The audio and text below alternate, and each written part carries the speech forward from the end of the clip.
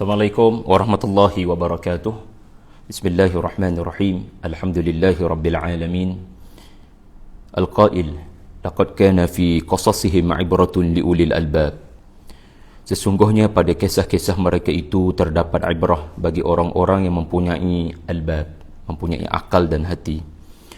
Wassalatu wassalamu ala Rasulillah al-qail khairukum man ta'allama al-Qur'an wa 'allamah. Wa ala alihi wa sahbihi wa man tabi'ahu wa nasarahu wa jahada fillahi haqqa jihadih, amma ba'd. Terima kasih banyak-banyak saya ucapkan kepada Al-Fadhil Ustaz pengurusi majlis. Seterusnya kepada pihak tim kru Pusat Islam Sultan Mahmud Universiti Malaysia Negeri Terengganu.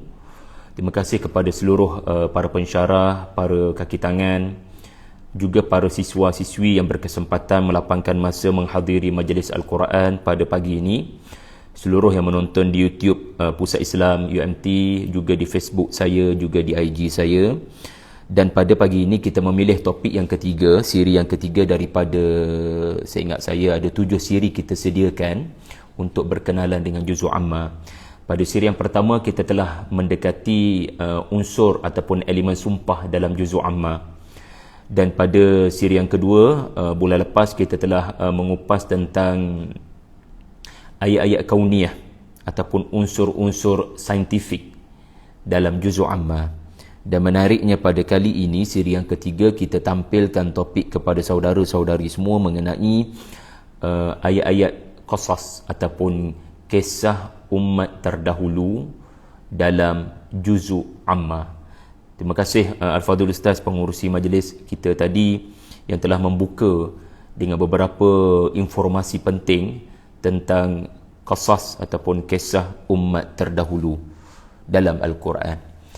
Sebagai mukaddimah, hendaklah kita faham satu perkara yang disebut sebagai ibrah. Allah Subhanahu wa taala telah berfirman dalam ayat 111 surah yang ke-12 surah Yusuf yang saya bacakan tadi, yang memberi makna kepada nilai kisah di dalam Al-Quran. Kisah di dalam Al-Quran bukanlah hadithan yuftara, kisah yang diada-adakan.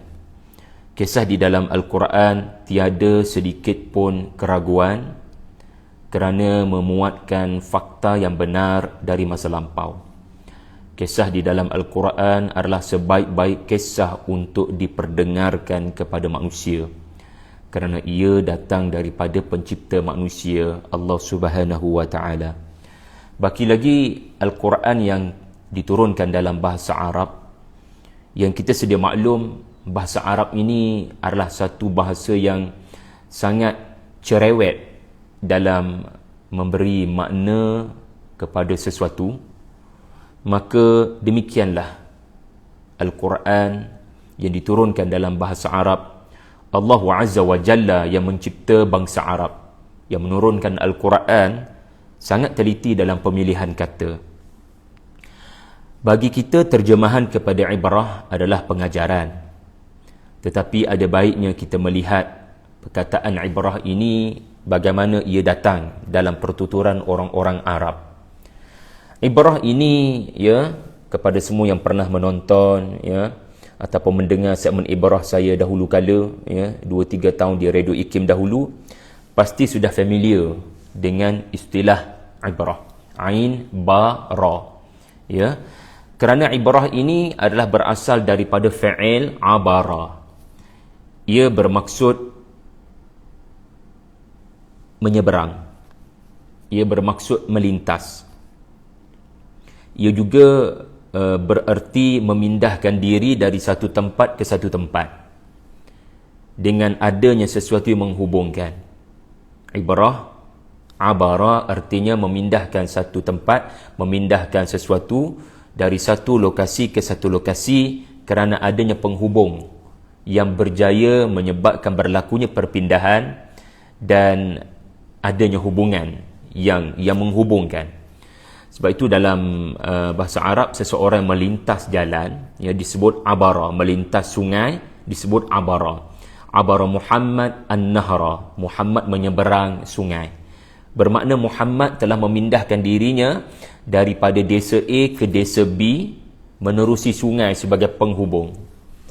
Jadi apabila Allah Subhanahu wa taala menyatakan kisah orang-orang terdahulu, Allah Taala tidak sekadar menyebut zikra, peringatan. Allah Taala tidak sekadar menyebut rahmat, ya, sumber belas kasihan. Allah Taala tidak sekadar menyebut hudan, petunjuk. Allah Taala tidak sekadar menyebut tafsil, kulli syai', iaitu di sana terkandung segala perkara yang kamu perlukan sebagai khalifah. Kisah Quran bukan sekadar tasdiq, membenarkan apa yang terkandung dalam kitab suci Injil, Zabur, Taurat. Tetapi Allah Ta'ala menyebut pertama sekali adalah ibrah. And then barulah datang tasdiq, tafsil, hudan, rahmatan pada ayat 111 surah Yusuf berkenaan. Bermakna, melihat kisah-kisah Quran menerusi perspektif ibrah atau paradigma ibrah, perspektif ibrah adalah satu bentuk perspektif yang mencabar. Sebab itu tidak semua orang terpilih untuk dapat melihat kisah-kisah Quran dengan kaca mata ibrah, kerana orang ulil albab sahaja akan mampu melakukan.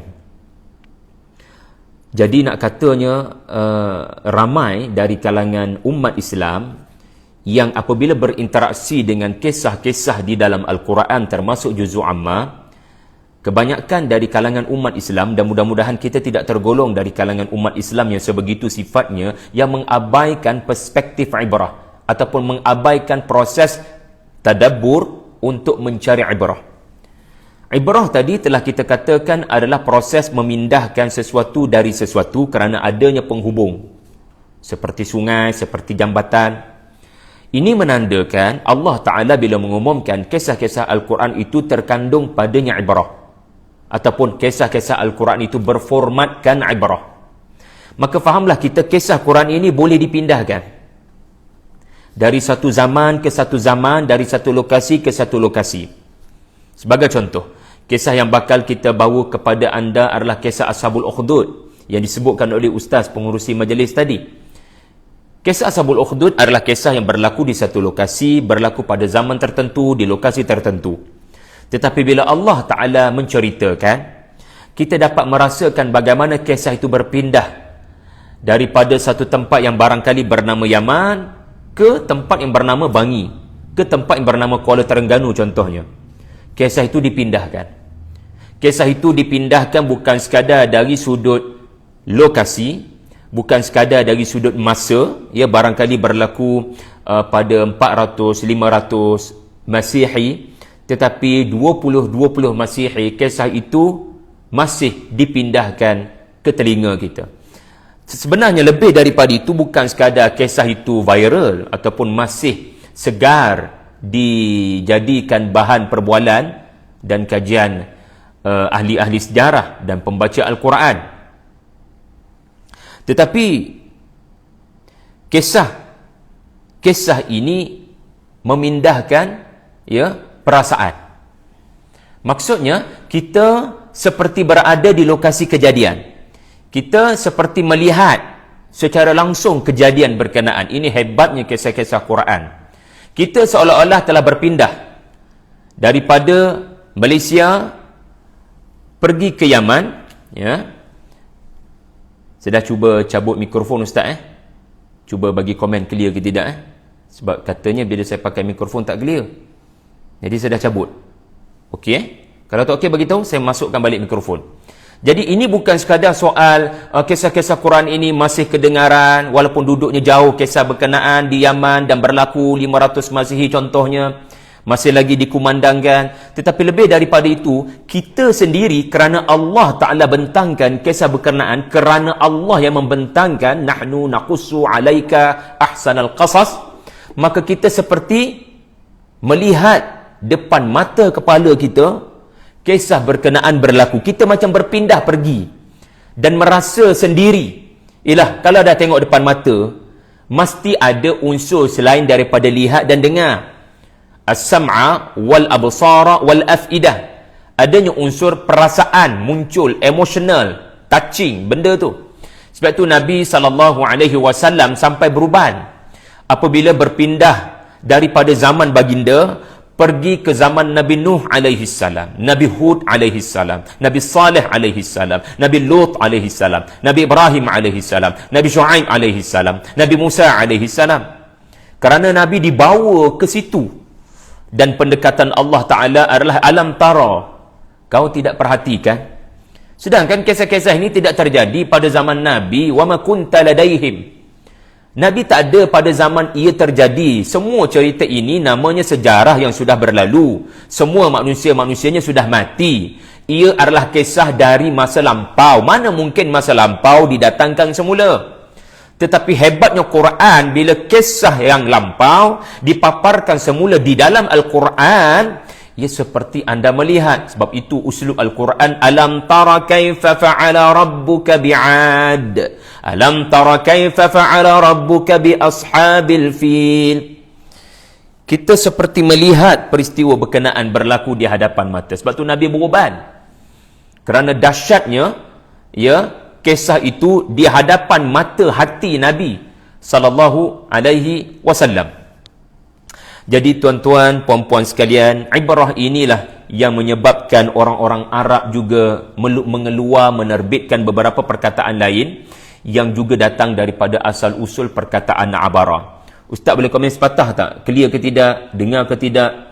Ya, komen di ruangan chat kita punya Skype ni. Supaya saya yakin saya nak teruskan ni. Okey, atau saya patut masukkan balik mikrofon tu ke? Ya, minta maaf atas masalah teknikal. Kita perlu faham satu perkara, manusia barangkali mempunyai perbezaan dari sudut tempat dan masa. Kita sedia maklum. Saya duduk di Bangi, Ustaz, Ustazah Khatijah, semua tim Ustazah Faizah duduk di Kuala Terengganu. Dan cerita yang kita bincangkan barangkali cerita yang membabitkan Musa dan Fir'aun. Musa alaihi salam.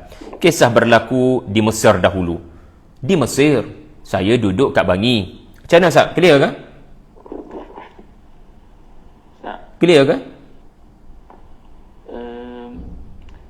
Cuba tak cabut. Cabut dah. Cabut dah.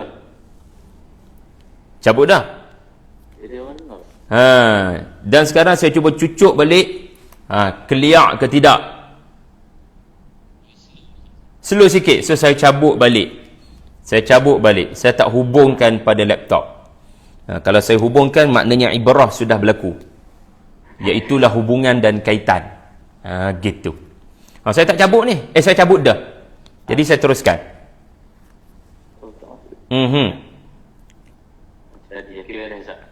Saya teruskan ya, Ustaz. Okey. Antara perkataan Arab, ini kamus Dewan Arab, orang-orang Arab ni, dia mengeluarkan beberapa perkataan ni disebut oleh Syekh Dr. Naufal, Ahmad Naufal dalam tafsir surah Yusuf. Antara perkataan ibrah adalah al-abarat.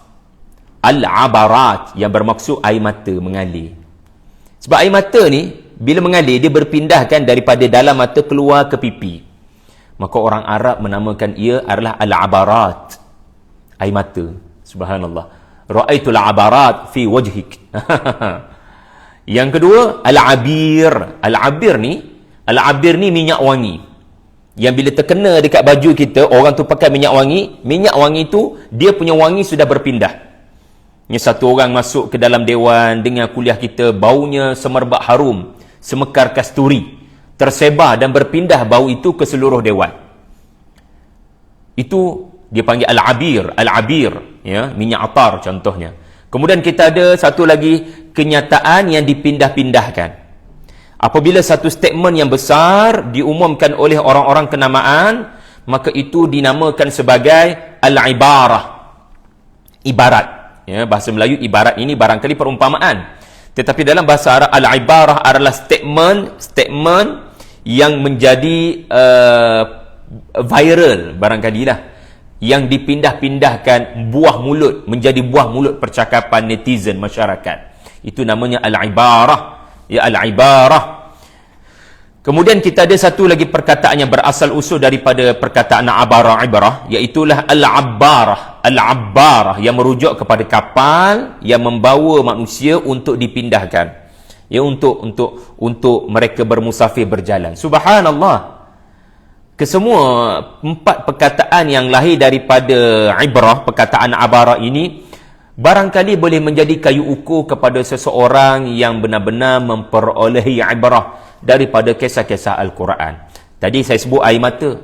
Barangkali antara kayu ukur orang yang terkesan dengan kisah-kisah Quran adalah menangis apabila membaca kisah-kisah Al-Quran. Bayangkan Raja Najasyi di Yaman diperdengarkan surah Maryam yang di dalamnya ada kisah Zakaria, Yahya, Maryam, Isa bin Maryam alaihimussalatu wassalam, hingga menangis tuan-puan sekalian dan mula mempertimbangkan untuk memeluk Islam. Kemudian kita sebut tadi bau wangi yang dipindahkan, seolah-olah ya hebatnya kisah-kisah para anbiya di dalam Al-Quran ini, wanginya sampai kita masih boleh hidu. Ya, benda wangi ni kita nak sebar, kita nak kongsi supaya tidak berbau busuk tubuh kita ni.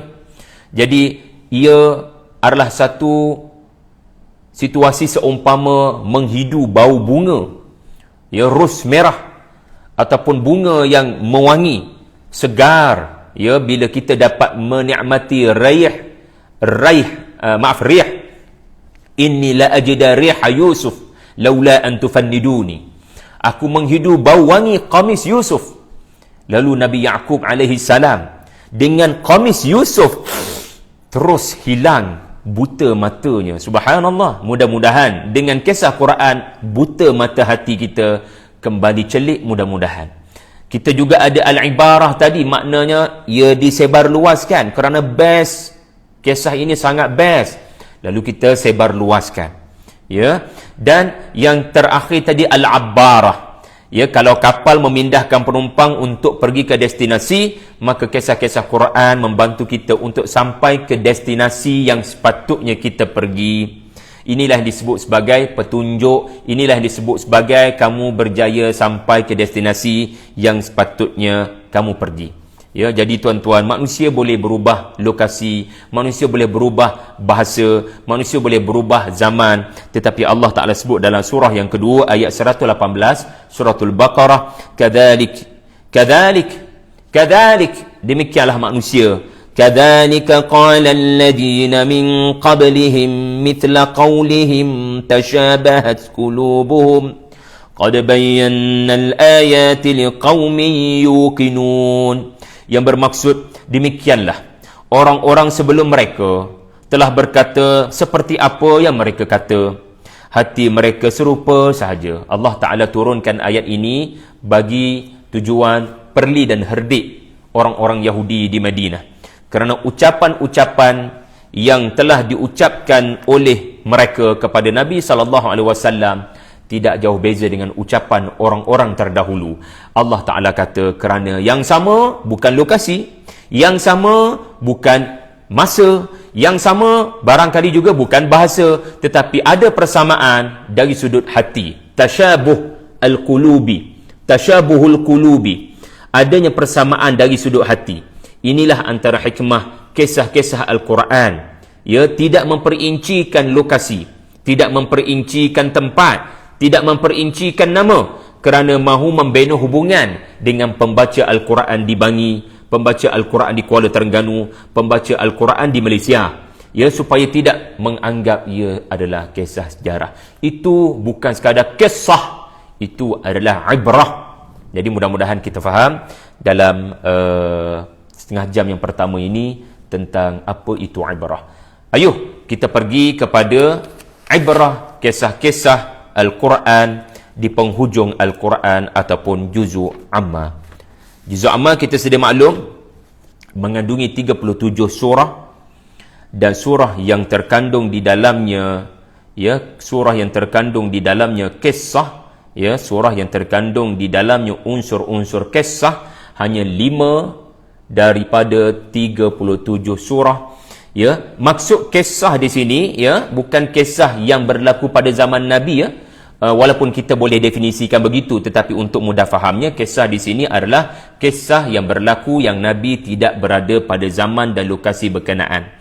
Ia tidak disaksikan oleh Nabi SAW. Ia berlaku sebelum Nabi lahir ke dunia. Jadi tuan-tuan puan-puan sekalian, kita akan dapati ada 5 surah daripada 37 surah, which is 13% 13% daripada juz'u amma memaparkan unsur kisah. Jadi ini satu soalan menarik boleh ditimbulkan. Berapa sikit sangat cerita di penghujung Al-Quran? Okey, sebelum saya jawab soalan tu, untuk nota anda juga, secara lebih spesifiknya, ayat-ayat kisah dalam juz'u amma, kita tahu dalam juz'u amma ni kalau kita himpun 37 surah, ada 564 ayat. Ya, orang baca Kompas dia akan nampak lah, orang baca Kompas dia akan nampak. Saya tulis kat situ, ya, saya tulis kat situ, dalam juz'u amma ada 564 ayat-ayat kombinasi daripada 37 surah. Tetapi yang menyebut tentang kisah ada 39 sahaja. 39 per 564 berapa? Tuan-puan yang mahir dengan matematik, ya, 39 per 564 ada berapa peratus daripada juz'u amma ada menyentuh ayat-ayat kisah? Ia tidak sampai 7%, ataupun kita boleh katakan 7% daripada juz'u amma mengandungi ayat-ayat kisah. Maka soalan, kenapa sedikit wahai ustaz? Ya, kerana ini penghujung Quran. Penghujung Quran adalah penghujung yang mahu menegaskan intisari Quran, yang membawa dalam bentuk yang mudah, ringkas, padat. Surah-surahnya ringkas, padat, lumat. Lalu poin penting dijelas dan ditegaskan. Seorang cikgu memaparkan cerita sejarah. Cerita sejarah barangkali sejam dua. Tetapi di akhirnya guru sejarah yang bagus, dia akan mula menyebut di penghujungnya beberapa pengajaran dan kesimpulan. Jadi kalau dah nama penghujung lecture, bukan lagi untuk membawa pelajar-pelajar kepada perincian kisah. Kerana dah lama penghujung lecture. Walillahil mathalil a'la. Al-Quran apabila sampai di juzuk, ya, tabaraka, juzuk yang 29 dan ke atas, kita akan dapati unsur-unsur kisah mula berkurangan berbanding surah-surah yang panjang-panjang di dalam pertengahan Al-Quran, bahkan di permulaan Al-Quran penuh dengan unsur kisah. Kerana apa? Kerana Allah Ta'ala mahu membuktikan bahawasanya manusia yang hidup ketika Quran turun, sama ada beriman atau tidak beriman, dan manusia yang membaca Quran sampai hari kiamat termasuk kita yang hidup pada hari ini termasuk yang tidak beriman, tidak ada beza dengan orang-orang terdahulu. Manusia terdahulu dengan manusia sekarang tidak ada beza, iaitulah mereka diuji Allah untuk beriman ataupun tidak. Jadi Allah Ta'ala tidak sekadar memaparkan dialog-dialog orang-orang terdahulu, tetapi orang yang tadabbur akan mendapati dialog-dialog itu adalah dialog-dialog kehidupan. Dialog-dialog seperti itu barangkali pernah terlintas dalam hati kita. Ya, memang dalam Quran kita dapati Nuh berkata, Hud berkata, Saleh berkata, Al-Malak berkata, Fir'aun berkata. Tetapi orang yang melakukan tadabbur akan merasakan bahawasanya ini barangkali boleh menjadi dialog yang saya pernah ucapkan, ataupun apa yang pernah terlintas dalam hati sanubari saya. Inilah cara fikir yang juga boleh berpindah daripada Fir'aun masuk ke dalam tubuh kita, wal'iyadzubillah. Ataupun ini adalah ungkapan Luqman, tetapi bila saya tadabbur, mudah-mudahan ungkapan Luqman ini berpindah menjadi cara fikir saya bila berinteraksi dengan anak-anak. Untuk lebih spesifik tuan-puan, kita ada surah yang ke-79 An-Nazi'at ayat 15 hingga 26, kisah Musa dan Fir'aun. Kita ada surah yang kedua, ya, okey, saya selu-selulah supaya sempat catat. Pertama sekali kita ada surah An-Nazi'at, surah yang ke-79, ya, muka surat 584 ayat 15 hingga 26. Kita akan bertemu dengan kisah Musa alaihi salam. Diperintahkan Allah untuk pergi kepada Fir'aun, lalu Musa dipertemukan dengan lokasi di mana baginda menerima taklif untuk pergi kepada Fir'aun, iaitulah satu lembah yang dinamakan Wad Al-Muqaddas, Wadil Muqaddas di Tur Saina, di Tur Saina, satu tempat yang sangat suci, ya, tua. dan di sinilah beliau diperintahkan. Kemudian Allah Ta'ala memaparkan bila perintah untuk pergi kepada Firaun itu dilakukan dengan penuh amanah oleh Musa alaihissalam. Firaun telah respon dengan respon yang menunjukkan dia sombong dan bongkak.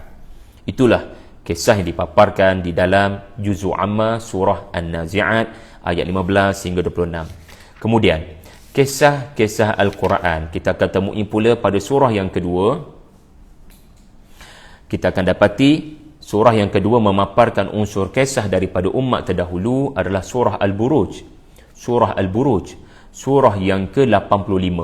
Surah yang ke-85 ayat 4 hingga 11. Ayat 4 hingga 11. Allah Ta'ala memaparkan kisah Ashabul Ukhdud, yakni mereka yang telah menggunakan parit besar dan panjang lebar lalu dijadikan parit berkenaan sebagai bahan bakar.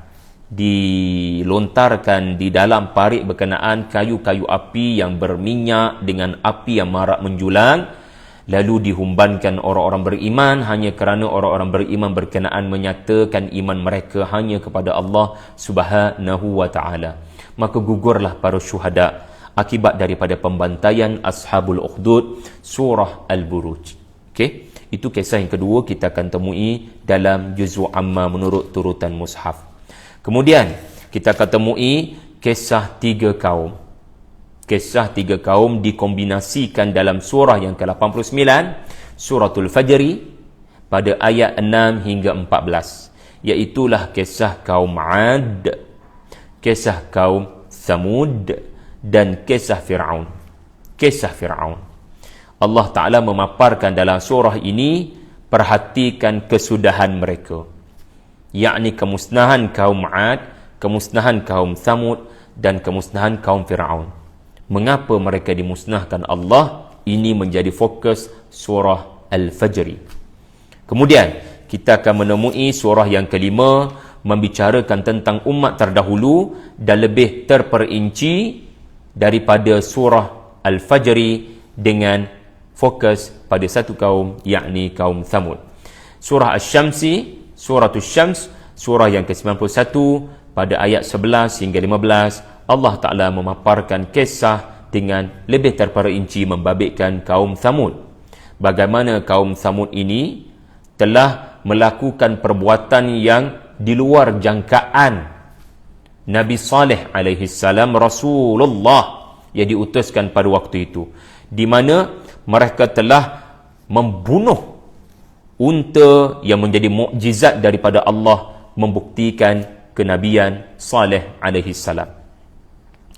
Kemudian kita jangan lupa di penghujung Al-Quran kita dipaparkan dengan kisah yang berlaku sebelum kelahiran Nabi sallallahu alaihi wasallam, kisah yang terakhir dari umat terdahulu di dalam Al-Quran. Rupa-rupanya ada kaitan dengan Nabi sallallahu alaihi wasallam. Penghujung Quran memaparkan kisah yang hampir kepada waktu penghujung para anbiya, iaitulah sallallahu alaihi wasallam. Pasti semua sedia maklum kisah berkenaan adalah alam tara kaifa fa'ala rabbuka bi ashabil fil, iaitulah kisah Abrahah, tentera bergajah, surah 105 ayat 1 hingga 5. Itulah secara fact and figures tentang 39 ayat yang menyentuh tentang kisah-kisah di dalam Al-Quran. Dari sudut ranking, yang paling banyak diceritakan adalah Musa dan Fir'aun, 15 ayat. Jatuh nombor 2 Ashabul Ukhdud, 8 ayat. Kaum Thamud, 6 ayat. Ashabul Fil, 5 ayat. Kaum Ma'ad, 3 ayat. Okeylah, saya nak ambil masa sejam 15 minit. Sejam yang seterusnya 15 minit kita mungkin soal jawab. Untuk 1 jam seterusnya ini, rakan-rakan yang menonton, saya nak berkongsi 5 kaedah berinteraksi dengan nas-nas kisah. Ada 5 kaedah berinteraksi dengan nas-nas kisah, termasuklah kisah-kisah dalam juz'u amma. Ustaz, ada soalan ke? Belum, Ustaz. Belum ada soalan.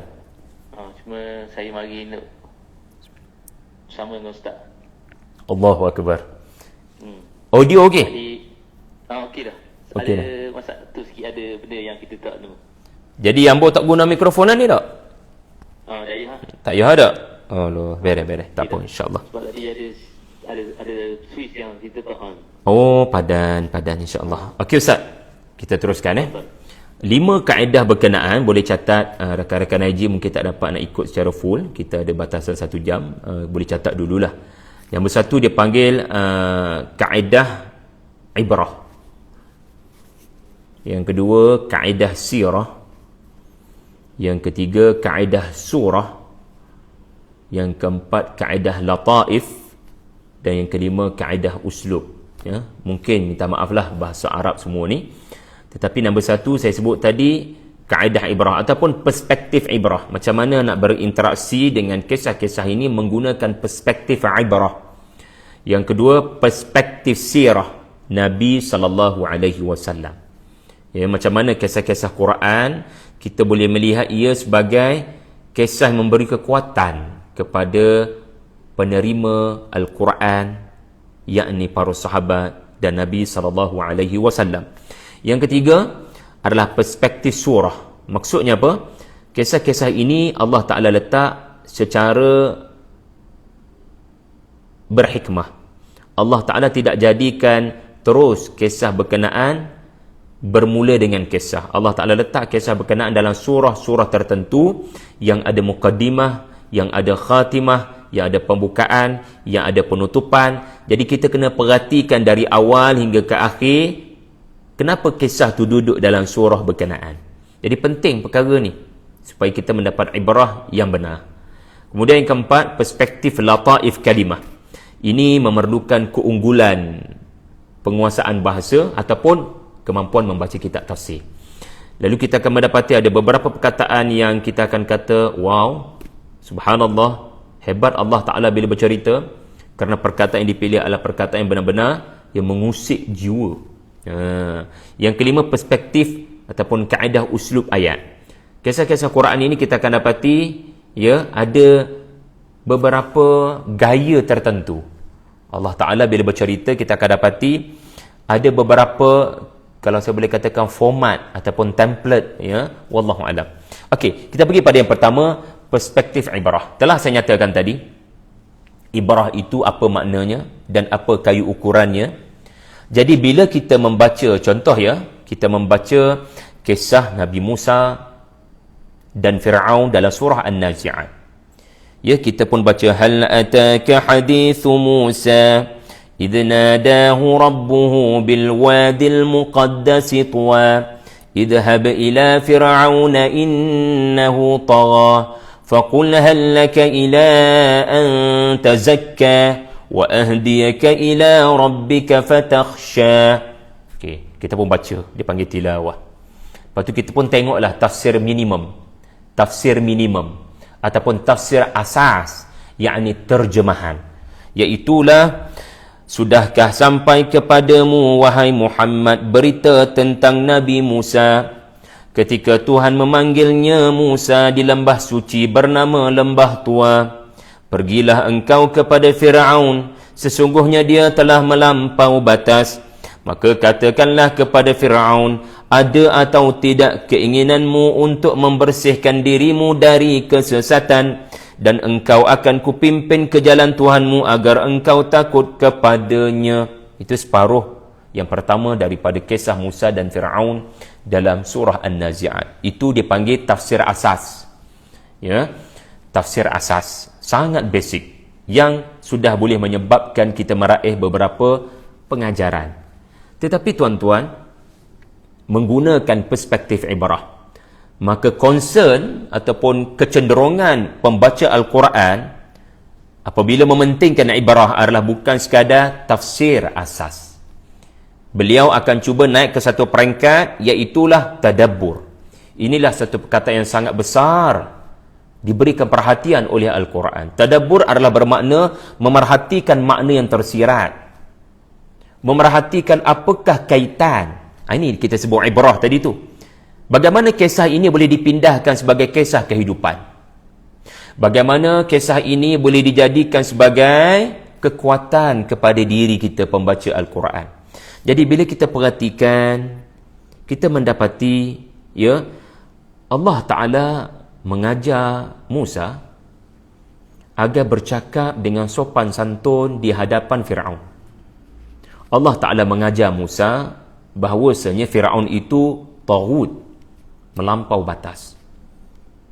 Tetapi bila kamu bercakap di hadapan Firaun, maka bercakaplah dengan lunak, kawal emosimu, dan ungkapkan apa yang aku nak kau ungkapkan seperti berikut.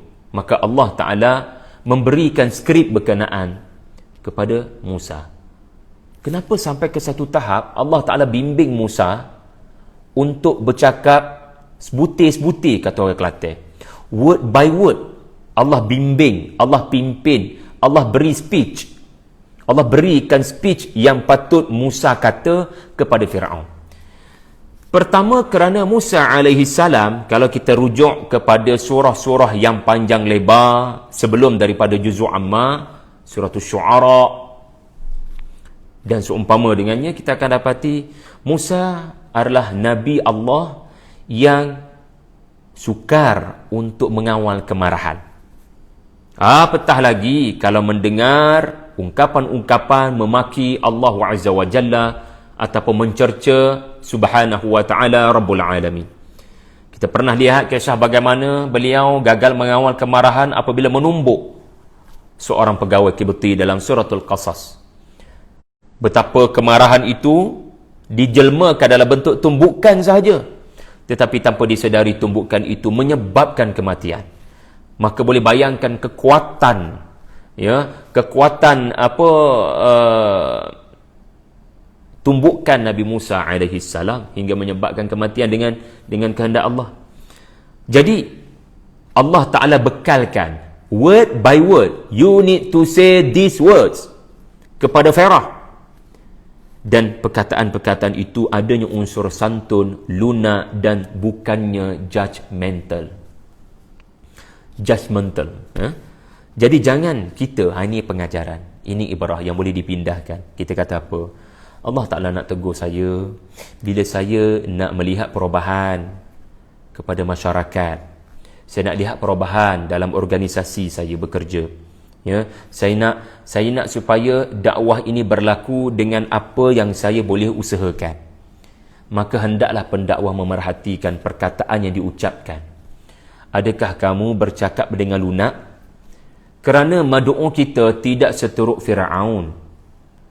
Musa pergi pada Firaun. Madu'u kita tidak seteruk Firaun dan kita tidak sebaik Musa.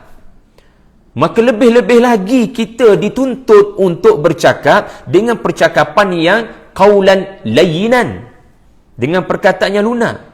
Jadi kisah tu, walau sekadar kisah, dia seperti teguran, ataupun kata Pak Quraisyihab, pesan-pesan, pemberi peringatan, ataupun bahasa kasar sikit, tamparan. Oh, barangkali ada saya mengguris hati madu'u tanpa saya sedari. Saya pendakwah yang kurang beristighfar. Kerana pendakwah yang kurang istighfar maknanya pendakwah yang syok sendiri, yang tidak pernah tengok balik video kuliah dia. Aku ni ada maki orang tak? Aku ni ada label orang tak? Aku ni ada tak mengungkapkan perkataan sarkastik kepada murid-murid yang datang mengaji? Jadi Allah selamatkan diri kita daripada sikap orang yang merasakan dia betul, walhal di sisi Allah dia salah. Sikap ini salah dan wajar ditegur. Jadi tuan-tuan, itu baru satu pengajaran. Kita tidak perlu tergesa-gesa menamatkan bacaan, melainkan untuk tabarruk, untuk mendapat pahala satu huruf 10 kebaikan, insya-Allah kita dapat dengan khatam surah An-Nazi'at. Tetapi bila masuk dalam hal tadabbur, maka tadabbur ini menuntut kita tidak tergesa-gesa membaca dan tidak terlalu tamakkan ilmu, sedangkan amal kat mana? Mana yang nak diamalkan? Antara yang nak diamalkan adalah dalam dakwah anak-anak muda yang penuh semangat. Perhatikan, banyak kerosakan tak berlaku daripada perkataan kita atau kebaikan. Lebih banyak kerosakan atau lebih banyak kebaikan? Kita rasa kita cakap betul, tapi the way we say it, kebenaran ini bukan sekadar pada perkataan yang kita cakap, tetapi macam mana perkataan itu diungkapkan. Berapa ramai kalangan umat Islam, para pendakwah yang menyebut dalil, Betul dah sebut dalil. Tetapi dalil itu telah disebut bersama dengannya maki hamun. Sedangkan Luqman yang diberikan Allah hikmah telah menegaskan pada anaknya dalam hal amar ma'ruf nahi munkar, wa aqimis salah, ya bunayya aqimis salah wa'mur bil ma'ruf wanha 'anil munkar wasbir 'ala ma asabak. Antara makna sabar itu adalah memilih emosi yang betul ketika mad'u di hadapanmu bertindak di luar daripada jangkaanmu. Kamu melihat mad'umu memberikan respon negatif, maka sabar di sini adalah sabar dalam arti kata tahan lidahmu daripada menjadi suara himar. Inna ankaral aswati la sautul hamir. Jaga perkataan kamu dan emosi kamu daripada menjadi himar tanpa kamu sedari. Kenapa Allah Ta'ala membawa perumpamaan himar? Karena himar ini merasakan suara dia disenangi. Padahal orang yang bernama manusia seperti kita, bila pergi zoo negara, bila pergi ke mana-mana zoo, kita tengok haiwan yang bernama himar, dia mengeluarkan suara yang sangat tak sedap didengar oleh kita. Apa punya suara? Dia sangka dengan suara itu orang akan datang selfie dengan dia. Sebenarnya suara itu menyebabkan orang menjauhi dia. Jadi jangan kita jadi ahlul kitab yang mana merasakan dia menjadi rujukan. Sedangkan sikap mereka adalah sikap yang sangat keras. Jadi ini antara pengajaran yang hidup daripada kisah orang-orang yang sudah mati. Ini adalah pengajaran yang hidup, yang menghidupkan hati daripada orang-orang yang sudah mati. Kerana apa? Allah Ta'ala yang menceritakan. Allah Ta'ala yang menceritakan. Okey, cukup dah tu kaedah yang pertama. Dengan mengambil satu kisah, kita telah membezakan tafsir dengan tadabbur. So ibrah ni dia tak boleh dapat melainkan dengan tadabbur. Dengan tadabbur. Yang kedua, kita sebutkan tadi adalah kaedah sirah. Perspektif sirah. Maka dalam hal ini kita mengambil sampel daripada surah Al-Buruj, kisah Ashabul Ukhdud. Apa maksud kaedah ni? Kaedah ni mengajar kita apabila kita membaca kisah-kisah dalam Quran, kita kena merasakan suasana perjuangan Nabi SAW. Kita menghadirkan sirah di dalam surah. Kita membayangkan agaknya kenapa ayat-ayat ini diturunkan. Oh, rupa-rupanya para sahabat berada dalam keadaan tertentu hingga kisah itu dilihat sangat munasabah, sangat relevan, sangat signifikan. Benar-benar ubat yang datang pada masanya. Iaitulah sakit sudah berlaku, maka doktor pakar memberikan ubat yang betul pada masanya. Bayangkan tuan-tuan, yang Allah Ta'ala uji positif COVID-19, tiba-tiba menemui vaksin. Wallahu alam katanya, orang Rusia sudah temui, wallahu alam. Tetapi katakanlah anda yang sedang rasa sakit yang amat sangat di bahagian paru-paru akibat umur yang sudah lanjut, dengan beberapa penyakit-penyakit tambahan pada tubuh Allah Ta'ala bagi, Allah Ta'ala uji, maka bayangkan kita diberikan vaksin. Bukankah kita akan bergembira, seronok kerana tepat pada masanya vaksin ini datang? Itulah umpamanya walillahil mathalil a'la. Masyarakat Mekah, para sahabat, orang-orang beriman, yang kalangan mereka bernama Sumayyah, yang mati syahid. Kalangan mereka bernama Yasir, ayah kepada Ammar, dibunuh syahid. Kalangan mereka diseksa habis-habisan seperti Bilal dan Khabbab. Jadi kalangan mereka Mus'ab bin Umair yang diseksa oleh bondanya. Jadi ada pelbagai cabaran, penyeksaan. Tiba-tiba turun cerita tentang orang-orang beriman terseksa, bahkan mati dibunuh. Bukankah ini menyebabkan para sahabat mendapat vaksin, mendapat penawar, mendapat syifa, mendapat kekuatan yang menyebabkan mereka akan kata, orang-orang sebelum kami diuji lebih berat daripada kami. Apa sangat kita kalau nak dibandingkan dengan Nabi Nuh AS, yang disebut dalam suratul Ankabut, surah Labah-Labah, sebagai berdakwah selama 1000 tolak 50. Apa sangat kita buat berbanding orang-orang terdahulu? Ya. Jadi banyak kisah-kisah dalam Quran mencerminkan sirah Nabi. Tapi syarat dia sebelum kita baca Quran, kalaulah boleh, adalah sedikit pengetahuan tentang sirah Nabi 23 tahun. 13 kat Mekah, 10 kat Madinah. Kena baca-baca sikitlah. Baru seronok nak melaksanakan kaedah kedua ni. Ya, kaedah kedua mengajar kita Qutila ashabul ukhdud an-nari dhatil waqud idhum 'alayha qu'ud wa hum 'ala ma yaf'aluna bil mu'minina shuhud wa ma naqamu minhum illa an yu'minu billahil azizil hamid ila akhiril ayah. Jadi bayangkan ayat ini turun kepada Bilal. Bayangkan ayat ini turun kepada Suhaib Ar-Rumi. Bayangkan ayat ini turun kepada Ammar bin Yasir. Bayangkan ayat ini turun kepada Mus'ab bin Umair. Bayangkan ayat ini turun kepada Nabi SAW. Ayat-ayat yang bermaksud binasalah orang-orang yang membuat parit, yang di dalamnya mempunyai api yang marak menjulang daripada kayu bakaran. Ketika para penyeksa duduk di sekitar parit berkenaan, sedangkan mereka menyaksikan apa yang mereka lakukan terhadap orang-orang beriman. Mereka menyeksa orang-orang beriman hanya kerana mereka beriman kepada Allah yang Maha Perkasa lagi Maha Terpuji. Bayangkan ayat-ayat berkenaan sebagai penguat, sebagai syifa. Jadi kita akan terus memberikan selawat kepada Nabi bila baca Quran. Tuan-tuan tanya soalan, kerap tak selawat lepas baca satu surah? Kenapa selawat pada hari Jumaat je? Kenapa selawat jadi agenda waktu-waktu tertentu sahaja? Sedangkan Quran ini turun kepada Nabi bukan dalam keadaan mudah. Allah Ta'ala bukan turun Quran sekaligus. Allah Ta'ala turunkan Quran secara beransur-ansur. Apa maksud beransur-ansur? Ada masalah, Quran turun. Ada masalah, Quran turun. Ada penyakit, ubat diberi.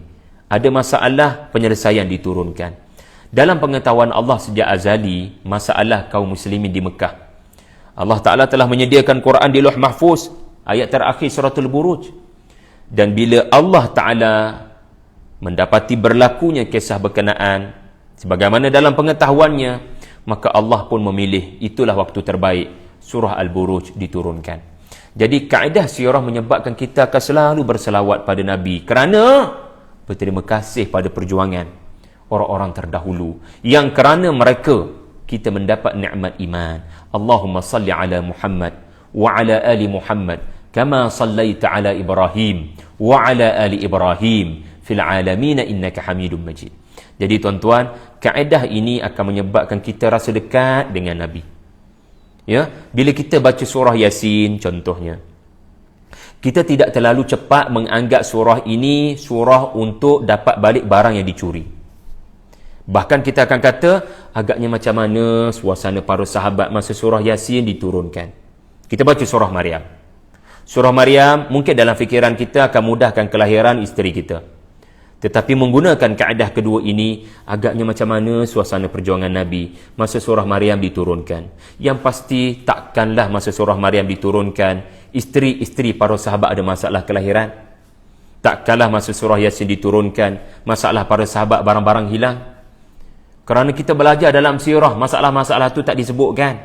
Masalah paling utama adalah tentangan, makian, cercaan. Tetapi ayat-ayat Quran jadi makanan yang berkhasiat kepada rohani para sahabat. Jadi dengan kaedah ini kita meletakkan Al-Quran pada tempatnya. Ya, jadi ini kaedah yang kedua menggunakan surah Al-Buruj. Okay? Kita bukan sekadar nampak Ashabul Ukhdud, kita nampak Quraisy. Kita bukan sekadar nampak orang-orang beriman yang diseksa, kita nampak para sahabat. Jadi ada persamaan antara Ashabul Ukhdud dengan pemimpin-pemimpin Quraisy. Ada persamaan antara orang-orang beriman yang diseksa dengan para sahabat ya di Mekah yang diseksa. Jadi ini kaedah yang kedua. Ayuh kita berpindah kepada ya kaedah yang ketiga menggunakan surah yang ketiga. Kaedah ketiga dia panggil kaedah surah ataupun perspektif surah. Dan saya nak terus terang, bab ni dia berat sikit, kena betul-betul sediakan minda anda. Jadi tak faham. Jadi kita tak naklah dengar kuliah tapi tak faham. Jadi saya harap sediakan minda anda. Jadi minum air dulu. Minum air dulu. Ada soalan Ustaz?